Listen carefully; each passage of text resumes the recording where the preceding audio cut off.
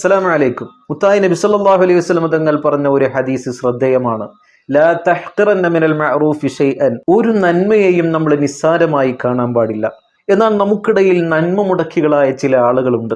മറ്റാരുമല്ല, വഹാബികളാണ്. ഒരുപക്ഷെ ഈ കമന്റ് ബോക്സിൽ വന്ന അത്തരക്കാർ തെറിയാഭിഷേകം നടത്താൻ സാധ്യതയുണ്ട്. പക്ഷെ യാഥാർത്ഥ്യം നമുക്ക് മറച്ചു വെക്കാൻ കഴിയില്ലല്ലോ. ഉദാഹരണം പറഞ്ഞാൽ ബറാഅത്തിരാവ്. ആ ബറാഅത്തിരാവിന് പുണ്യമുണ്ട് എന്ന് പറഞ്ഞത് വിശുദ്ധ ഖുർആനാണ്. സൂറത്തു ദുഖാനിൽ ഇന്നാ അൻസൽനാഹു ഫീ ലൈലത്തിൻ മുബാറക, പവിത്രമായ ബർക്കത്തുള്ള രാവിൽ നാം വിശുദ്ധ ഖുർആനിനെ ഇറക്കി. അതിന്റെ തഫ്സീറിൽ ഇമാം റാസി റഹ്മത്തുള്ളാഹി അലൈഹി പറയുന്നു, ഇന്നഹാ ലൈലത്തുൽ ബറാഅ, അത് ബറാഅത്തിന്റെ രാവാണ്. ഇങ്ങനെ ഖുർആൻ എടുത്തു പറഞ്ഞ ബറാഅത്തിരാവിന്റെ ശ്രേഷ്ഠതയെക്കുറിച്ച് പറയാൻ എത്ര പ്രവാചകന്മാരായ വഹാബികൾ നമുക്കിടയിലുണ്ട്. എന്നാൽ സാക്ഷാൽ ഇബ്നു തൈമിയ്യ ബറാഅത്തിന്റെ ശ്രേഷ്ഠത പറഞ്ഞിട്ട് അദ്ദേഹം പറയുന്നു, സലഫുകൾ ആ ബറാഅത്തിരാവിൽ പ്രത്യേകം നിസ്കാരം നിർവഹിക്കാറുണ്ടായിരുന്നു. അങ്ങനെ ഒരാൾ നിസ്കരിച്ചാൽ അതിന് തെളിവുണ്ട് എന്ന് സാക്ഷാൽ ഇബ്നു തൈമിയ്യ പറയുന്നു.